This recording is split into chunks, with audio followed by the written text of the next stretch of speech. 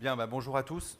Juste avant que la technique nous sauve, je voudrais juste dire un mot sur l'intervention du Duc de Jouvenel. Pour quelqu'un qui ne connaît pas du tout la profession, je trouve que les questions qu'il pose à la fin sont un tout petit peu pertinentes. J'avoue que nous, on se les pose depuis un petit moment et il y en a pas mal qui vont très certainement servir dans le cadre de notre think tank.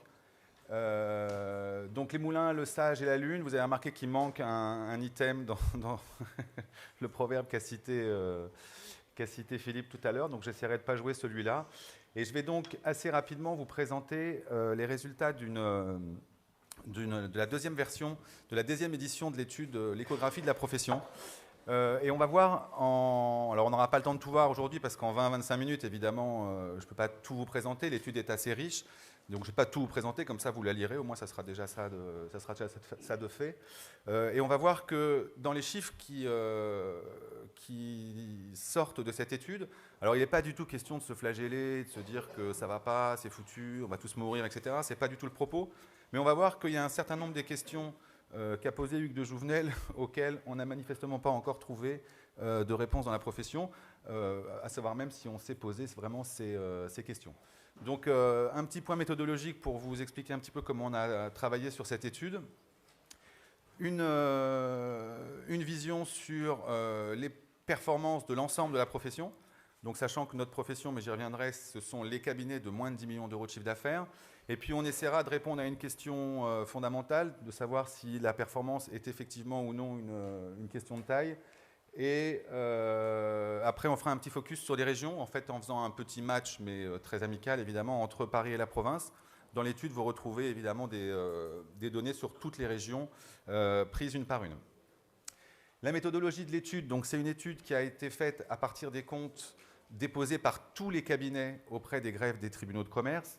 Concrètement, ça veut dire quoi? Ça veut dire que l'étude ne repose pas sur une base déclarative, mais sur des informations officielles. Et ça veut dire également qu'il n'y a pas dans cette étude les AGC et les cabinets individuels qui, eux, ne sont pas soumis naturellement à une obligation de dépôt et qui donc ne déposent pas leur compte et qui donc ne sont pas dans notre étude. Après, une fois qu'on a eu cette base de données, on a exclu, donc je vous le disais, tous les cabinets qui font plus de 10 millions d'euros de chiffre d'affaires, non pas qu'ils soient inintéressants, mais bon, ils tendent à surpondérer, ils sont peu nombreux et ils surpondèrent les chiffres d'ensemble, donc on les a exclus de l'analyse. Voilà. On a enlevé pardon, tous les cabinets qui n'avaient pas déposé de compte pendant une des années de la période de référence, donc 2007-2013. Autrement dit, on a un échantillon constant, une structure pérenne. Donc ça permet de voir vraiment le cœur de la profession. On n'a ni les créations, ni les disparitions. Et puis enfin, on a fait un petit nettoyage quand même pour enlever tous les cabinets qui avaient des taux de croissance ou des ratios de gestion anormalement, enfin aberrants, entre guillemets, pour une des périodes, pour une des années considérées. On est bon? Ah bah non, on n'est pas bon. Concrètement, ça fait environ 3800 cabinets pour un chiffre d'affaires global d'environ 3,5 milliards de chiffre d'affaires, ce qui en fait une étude, à ma connaissance, unique dans la profession, par l'amplitude de la période, donc quand même une période de 2007 à 2013, par la taille de l'échantillon, on a 50% de l'activité des cabinets de 10 millions d'euros de chiffre d'affaires, donc ça commence à être un poil significatif. Par la richesse des indicateurs analysés, donc on ne les verra pas tous, mais on analyse le chiffre d'affaires, les charges externes, les frais de personnel, le chiffre d'affaires par collaborateur, le résultat d'exploitation, etc., etc. Et puis, par la qualité de la source, puisque ce sont, et encore une fois, pas des données déclaratives, mais des données qui sont officielles, des données déposées auprès des greffes de tribunaux par les cabinets eux-mêmes. Je vous propose donc qu'on démarre tout de suite avec les chiffres de l'ensemble de la profession. Alors, premier indicateur évidemment à suivre, l'évolution du chiffre d'affaires sur la période, donc de tous nos cabinets. Qu'est-ce qu'on peut tirer comme enseignement de ces chiffres? Le premier, c'est qu'on a vraiment une rupture entre le début de la période où on avait des croissances fortes, sachant que les croissances antérieures étaient de cet ordre-là, 6, 7, 8%, ce qui est pour l'ensemble d'une profession est quand même assez considérable. On a une vraie rupture à partir de 2009 avec des croissances plutôt de l'ordre de 30%. Deuxième enseignement, c'est que l'année 2013 marque la plus faible croissance en fait, des cabinets d'expertise comptable depuis le début de la période. Encore une fois, je vous rappelle qu'avant si vous me faites confiance, les taux de croissance étaient plus de l'ordre de 6, 7, 8%, mais ça en plus vous le savez, vous le savez très bien. Donc ça, les deux enseignements qu'on peut en tirer. Au final, on a une croissance de l'ordre de 20% sur la période, une croissance cumulée de l'ordre de 20% sur la période. Si on s'intéresse à... Si on déflate cet indicateur, on a des informations qui sont pas mal intéressantes aussi. Alors évidemment, on a des taux de croissance qui sont évidemment inférieurs, forcément. On observe exactement le même type de ralentissement. Donc là, cette année-là, on avait été, enfin vous aviez été sauvé, entre guillemets, par l'absence d'inflation. Mais on a des croissances, pour le coup, qui sont en croissance en euros constants, qui sont très très faibles. Alors, si on veut vraiment être optimiste, on peut se dire que durant les 2 dernières années, ça a progressé par rapport aux 2 d'avant. Mais enfin, ça reste des croissances qui sont relativement faibles, avec, là encore, le rôle de l'inflation qui a été relativement faible qui a été assez faible en 2013 et qui sera encore plus faible en 2014. Donc, on peut raisonnablement espérer qu'on aura une petite remontée du chiffre d'affaires en euros constants en 2014. Mais enfin, franchement, je ne pense pas que ce soit là-dessus qu'on puisse envisager l'avenir.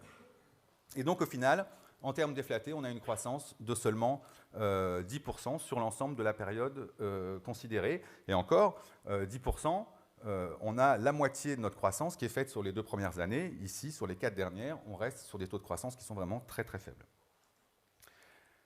La dispersion du chiffre d'affaires, c'est un exercice qui est intéressant aussi. En fait, on essaye de répartir les cabinets entre ceux dont l'activité baisse, ceux dont le chiffre d'affaires progresse doucement, un peu plus rapidement ou encore plus rapidement. Et ce qu'on observe, en fait, c'est qu'on a de moins en moins de cabinets qui ont des croissances fortes et de plus en plus de cabinets qui ont des croissances faibles. Ce n'est pas des croissances faibles. Ah, j'avais oublié de dire au début. Oublie pas si tu veux rajouter quelque chose, que je sais que des fois tu es timide et que tu n'oses pas intervenir comme ça, n'hésite pas. Non, c'est des croissances faibles. Là, c'est des baisses. Ici, ce sont des baisses de chiffre d'affaires. Donc ça fait une croissance faible. Ah. Non, c'est du français. Ok. Il est taquin. Donc il y a des baisses, des croissances faibles, des croissances un peu plus fortes et des croissances relativement soutenues. J'ai assez d'épuré un petit peu ce graphique pour que ça soit un peu plus lisible. Et donc j'ai gardé que ceux dont le chiffre d'affaires était en baisse et que ceux dont le chiffre d'affaires était en hausse.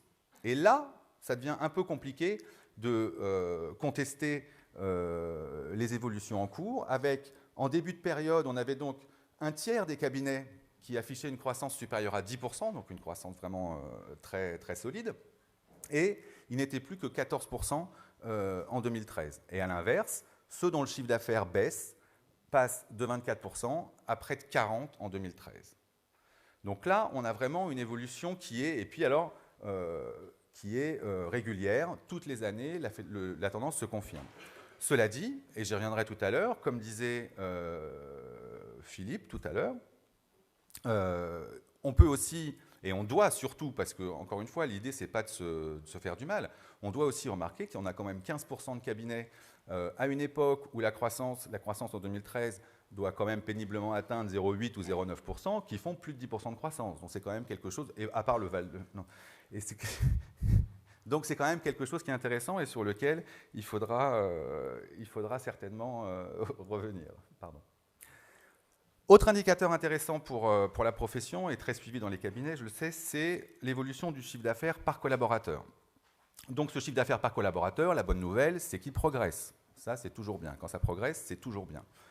Cela dit, encore une fois, quand on retraite ces chiffres de l'inflation, on a des croissances qui sont relativement faibles, 5% sur la période, et encore avec une croissance assez... l'essentiel de la croissance étant sur la dernière année. On a une croissance en 6 ans. Donc en 6 ans, ça a augmenté de 6%, un petit pourcent par an, quoi. Donc là encore, des évolutions qui ne sont pas... Alors ça veut dire qu'effectivement, les gains de productivité sont une réalité dans les cabinets, mais enfin, on verra, je ne suis pas sûr que ça permette de supporter l'évolution des charges, etc., comme on verra tout à l'heure. Au final, on a un chiffre d'affaires global par collaborateur qui ressort aux environs de 90 000 euros. Bon, l'information est intéressante, mais cette information globale en termes de chiffre d'affaires par collaborateur, elle est quand même elle mérite d'être un peu affinée. d'être un peu affiné, notamment en termes de région, parce qu'il y a quand même de fortes disparités entre l'Île-de-France et la province, avec un chiffre d'affaires qui est quand même supérieur à 110 000 euros en Île-de-France, alors qu'il est de l'ordre inférieur à 85 000 euros en province. Donc la première indication, qui n'est pas, c'est pas une grande nouveauté. La deuxième, c'est aussi une question de taille pour le coup. Ça mérite aussi d'être analysé à l'aune de la taille. Et donc, en fait, on a essayé de séparer un petit peu les cabinets enfin pas un petit peu, on a séparé les cabinets qui font moins de 5 millions d'euros de chiffre d'affaires à gauche et ceux qui en font plus de 5 millions à droite. Et là aussi, on a de vraies différences. Alors pourquoi ces différences globalement, un des éléments d'explication, c'est très certainement la nature des missions de ces cabinets. Quand on croise avec les données des études de l'Observatoire du Conseil supérieur, on voit de façon très claire que en fait, les petits cabinets sont clairement ceux qui réalisent l'essentiel de leur chiffre d'affaires, enfin la plus grande partie de leur chiffre d'affaires, grâce à la mission comptable traditionnelle, et une mission, on le verra tout à l'heure, dont enfin même on peut le voir maintenant d'ailleurs, soyons fous, dont les prix baissent régulièrement. Je pense que vous le voyez tous dans vos cabinets. L'exercice il est relativement simple. Hein. Vous regardez un petit peu combien vous signez un client aujourd'hui et combien vous facturez un client qui est là depuis 10-15 ans pour la même prestation traditionnelle. En général, l'exercice est assez révélateur. Et donc des cabinets de plus grande taille qui sont généralement, ce n'est pas une règle absolue, mais qui sont généralement positionnés sur des missions à plus forte valeur ajoutée, un peu plus éloignées de la mission comptable traditionnelle, et qui donc se facturent naturellement plus cher. Autre indicateur intéressant, c'est le ratio chiffre d'affaires par collaborateur sur salaire moyen. Autrement dit, c'est le ratio qui permet de mesurer le chiffre d'affaires généré par 1 euro de salaire. On parle ici de salaire non chargé, de salaire brut. Et donc, on observe clairement effectivement que ce ratio augmente, ce qui est plutôt une bonne nouvelle sur la période. Autrement dit, les salaires sont plus productifs. Encore une fois, on fait des gains de productivité avec tout de même à noter un certain tassement de ce ratio sur la fin de la période, mais globalement, une activité quand même qui génère encore des gains de productivité, les cabinets font encore des gains de productivité. Autre indicateur intéressant, je me dépêche parce que j'ai la pression, le poids des charges externes. Donc un poids des charges externes qui lui augmente de façon très marquée, environ 4 points sur la période, donc c'est vraiment très significatif, et puis qui augmente de façon très régulière, de façon constante. Pourquoi ça augmente ? Parce que l'augmentation des charges incompressibles, j'allais dire, l'assurance, les loyers, etc., mais aussi parce que l'augmentation du recours à des prestataires externes dans le cadre de la mission traditionnelle, sous-traitance, etc., mais pourquoi pas dans le cadre de missions un peu plus complexes, quand les cabinets ne disposent pas des compétences en interne, ils font appel à des compétences externes. A l'inverse, dans le même temps, on a un poids des frais de personnel qui, lui, tend à baisser. Alors, il baisse de façon très marquée, mais lui, il n'a pas une progression linéaire, il a une progression un peu plus heurtée et qui se calme un petit peu en fin de période. Il y a une analyse très intéressante dans l'étude, ça a vu, ça je fais du teasing, pour ça vous allez la lire, pour expliquer un petit peu ce phénomène, et c'est vrai que c'est intéressant. Au final, fort de toutes ces évolutions, eh ben, on a évidemment, au niveau des résultats d'exploitation, des résultats qui sont moyennement rassurants, j'allais dire, avec un résultat d'exploitation qui augmente de façon cumulée sur la période d'environ 4,5%. Donc 4,5%, ce n'est pas beaucoup. En 6 ans. C'est vraiment pas beaucoup. Et c'est quand on prend en compte, encore une fois, mon inflation, mes 10% d'inflation sur la période, là, ça devient évidemment encore moins, parce que là, on a un résultat d'exploitation qui baisse de 5%. Donc, autrement dit, en moyenne, pour tous les cabinets, le résultat d'exploitation des cabinets baisse de 5% sur la période. Ouais, pas top, hein ? Donc ça, et donc par conséquent, le taux de résultat d'exploitation baisse de façon assez régulière et de façon assez significative. Alors encore une fois, c'est un résultat d'exploitation qui est je veux dire, comparé aux autres secteurs de l'économie, qui peut rester satisfaisant, mais ça vous fait une belle jambe quand c'est le vôtre qui baisse. C'est le vôtre qui baisse. La performance, est-ce oui ou non une question de taille? Eh bien, dans la profession comptable, assurément. Assurément, quand on regarde l'évolution du chiffre d'affaires, on aurait voulu construire l'indicateur pour que ça soit, pour le faire exprès, on n'aurait quasiment pas réussi, je pense. On a effectivement les cabinets qui sont carrément classés par ordre croissant, avec les petits qui affichent la croissance la plus faible, un peu plus élevée, et puis les cabinets d'une certaine taille qui passent au-dessus de la moyenne. Là encore, l'explication, elle est relativement simple. Un positionnement qui est globalement très centré sur la mission comptable en haut et un peu moins en bas. Quand on enlève l'inflation, j'adore enlever l'inflation, donc je vais continuer, on a des évolutions qui, là, pour le coup, sont franchement plus modestes, avec, imaginez, des petits cabinets, leur chiffre d'affaires a progressé de 2% en 6 ans, quoi. Là, c'est franchement pas beaucoup.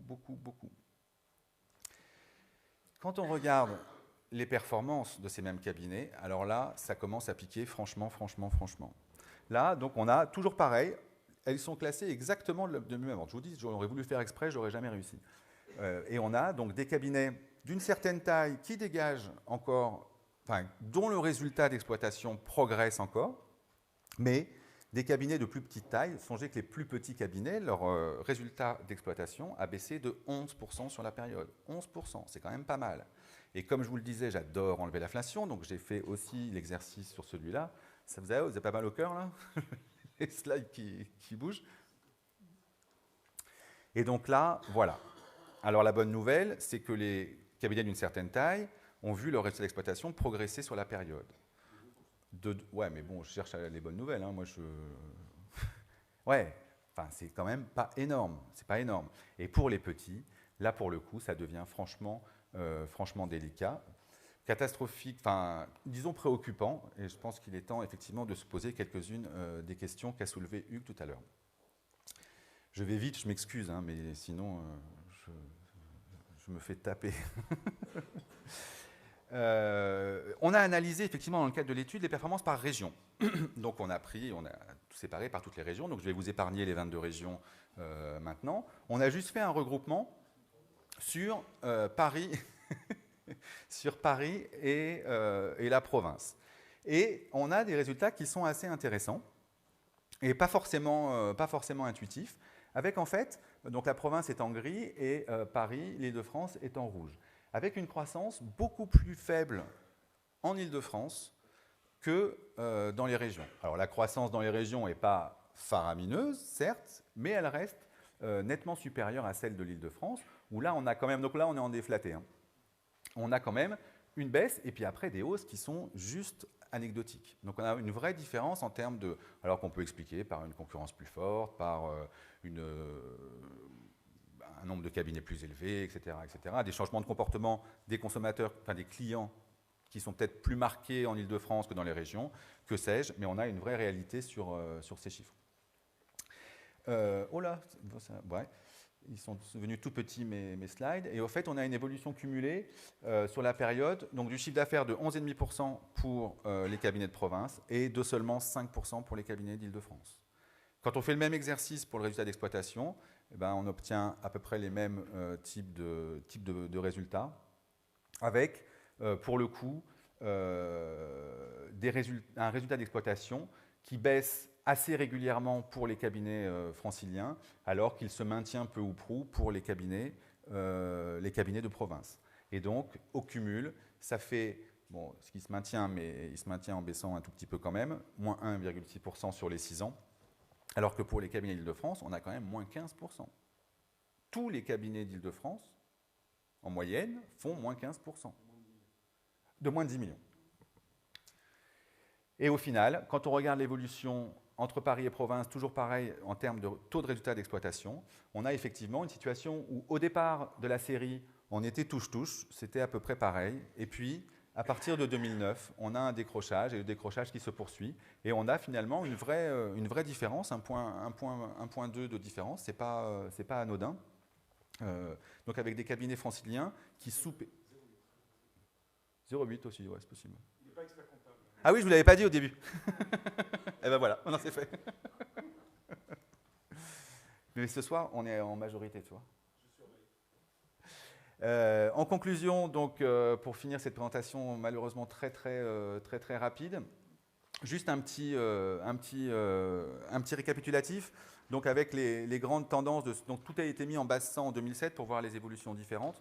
Donc quand on voit ces chiffres, on voit effectivement que la baisse des performances est une vraie tendance. C'est une vraie tendance dans la profession. Maintenant, comme le disait Philippe au début, c'est une tendance, mais ce n'est pas une fatalité. Et d'ailleurs, on voit très bien qu'il y a des cabinets qui s'en sortent bien, voire très bien. Et pourquoi ils s'en sortent bien? Mais parce qu'en fait, les évolutions en cours, dont on discutera tout au long de l'année et des années qui viennent, j'espère, dans le cadre de ce think tank, ces évolutions, elles sont source d'énormément d'opportunités. D'énormément d'opportunités. Le problème, c'est que le monde bouge, les salariés bougent, les clients bougent, les technologies bougent, et que pour tout ça, il va bien falloir effectivement que les cabinets bougent aussi également. Mais on voit que c'est possible. Et c'est vrai que les années qui viennent sont un peu angoissantes. Ce changement, il est forcément un petit peu angoissant. Tout changement est angoissant. Mais il est aussi terriblement excitant. Et je pense qu'avec tout ce qu'il y a à construire, avec tous les projets qu'il y a à mener, avec toutes les choses qu'il y a à inventer, avec tous les moulins qu'il y a à construire, je suis convaincu que les années qui viennent vont être amazing.